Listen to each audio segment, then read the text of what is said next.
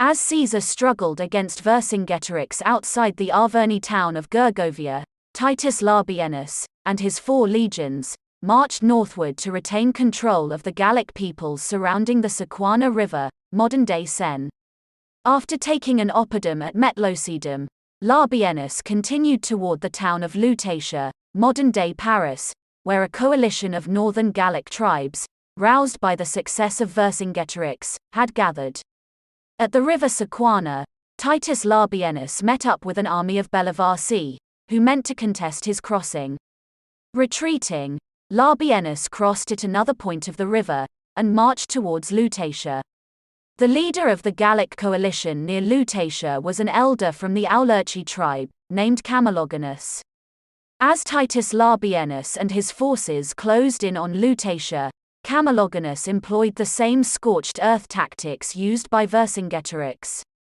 After evacuating Lutetia, and withdrawing into the thick marshlands, Camelogonus burned the surrounding fields, leaving the Romans no supplies for their armies. Outside of Lutetia, Titus Labienus learned of Caesar's defeat at Gergovia, and received orders to regroup with Caesar's legions. Turning his forces around, he headed back to the Sequana River, pursued by the forces of Camelogonus. Camelogonus attacked the legions of Titus Labienus, but was defeated by the Romans. The coalition next attempted to block Titus Labienus from crossing the Sequana River and joining the forces of Caesar. Using 5 cohorts to lure the Gauls away, Titus Labienus then divided his remaining forces into thirds and crossed the Sequana River. The Gallic coalition then split its own army in order to pursue the individual armies of Labienus, which only made him easier for the Roman legate to beat. By keeping his own split legions close enough to assist one another, Titus Labienus defeated the Gallic coalition of northern Gaul, and successfully united with Caesar at the town of Agedincum.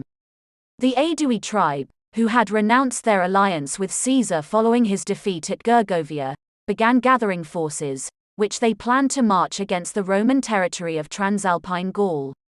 From Agedincum, Caesar sent word to his German allies across the Rhine River, requesting the aid of additional cavalry. With his entire army united, Caesar marched towards the town of Vocentio, in the Sequani Valley. There he met the 3,000 Germanic cavalry sent to him by his allies, and then directed his army towards Transalpine Gaul. Fresh from his victory at Gergovia, and gaining more and more cavalry from among Gaul's various tribes, Vercingetorix attacked Caesar near Vocentio. Unfortunately, even with a greater number of fighters, Vercingetorix could not defeat Caesar's forces in open battle. Although he does not tell us the specifics, Caesar's memoirs note that his new Germanic cavalry proved a decisive factor in his victory against the forces of Vercingetorix near Vocentio. Realizing he could not take Caesar in direct combat, Vercingetorix withdrew his forces to the nearby Oppidum of Alesia, in the lands belonging to the Mandubii tribe. There, he intended to duplicate the plan of action which had given him victory over Caesar at the town of Gergovia. Unfortunately for Vercingetorix, Caesar had no such intentions. As soon as Caesar arrived, with all 10 of his legions, he ordered the town besieged. Building a 2-story high wall, that was almost 10 miles in length, Caesar completely enclosed the town of Alesia. This wall, known as the Circumvallation, contained a total of 23 forts, as well as watchtowers posted at regular intervals. It contained a moat to prevent the crossing of any cavalry, as well as trenches placed far enough away from the wall to protect Caesar's men from missile fire. The trenches were filled with traps and sharpened stakes, denying the Gauls any opportunity to launch a surprise attack by attempting to cross them en masse. Within the walls of Alesia, Vercingetorix watched, day by day, as the Roman fortifications mushroomed around him. Hoping to slow their progress, he sent out his cavalry to attack Caesar's workforce. But Caesar's workers were always protected by legions whose duty was to repel all incoming attacks.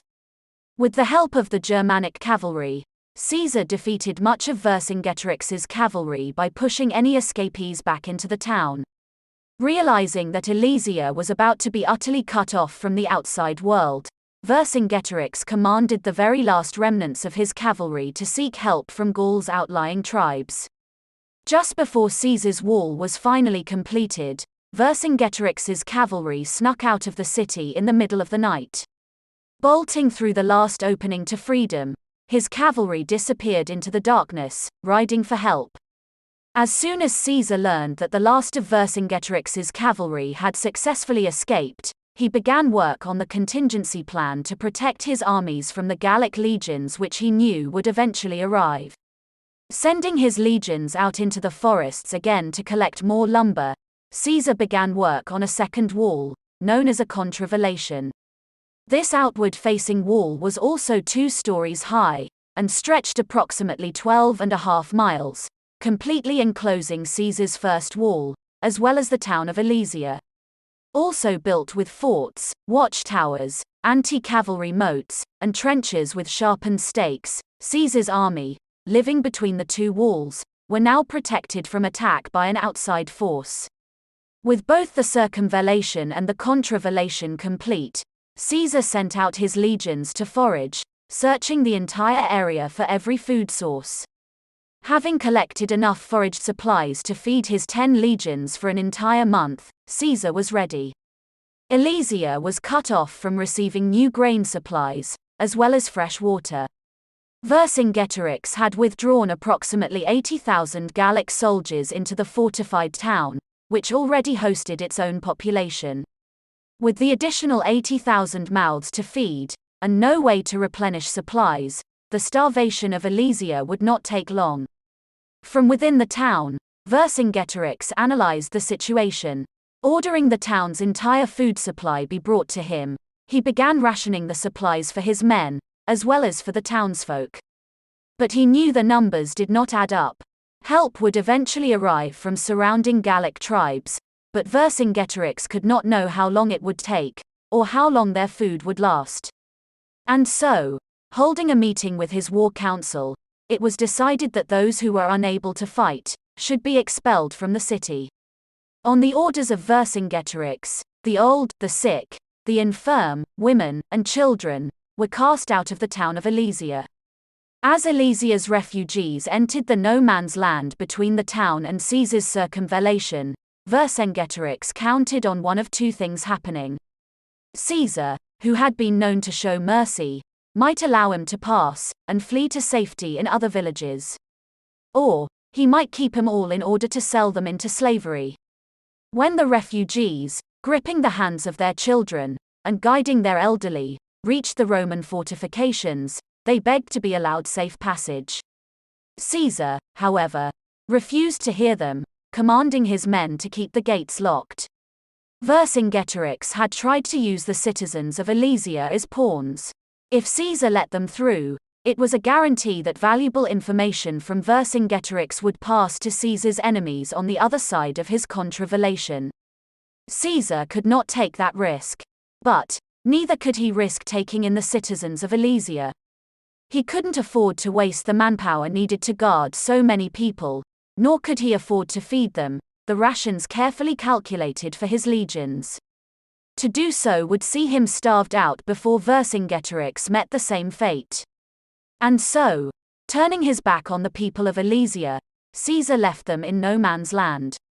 Failing to gain passage through the Roman fortifications, Alesia's refugees finally turned back, heading up the hill towards their home, Alesia.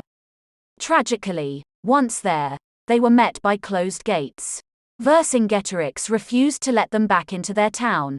As their first day in no man's land turned to night, Alesia's refugees, who had begged, pleaded, and wailed for either side to take pity on him, slept on the hard ground, likely believing that by the next day, one or the other side would come to its senses. But the next day only saw the refugees become weaker, likely beseeching Gauls and Romans alike to at least save their young children. In desperation, some would have tried bartering their worldly possessions, or even their bodies, hoping to be spared. Others would have scavenged the grounds for roots or insects to eat. As the days passed, the armies of both Caesar and Vercingetorix were forced to watch the harrowing scene, as the crowd of refugees grew smaller and smaller. At long last, all of Alesia's outcast citizens lay dead on the ground, mercilessly starved to death as political pawns trapped between two ruthless and uncompromising leaders.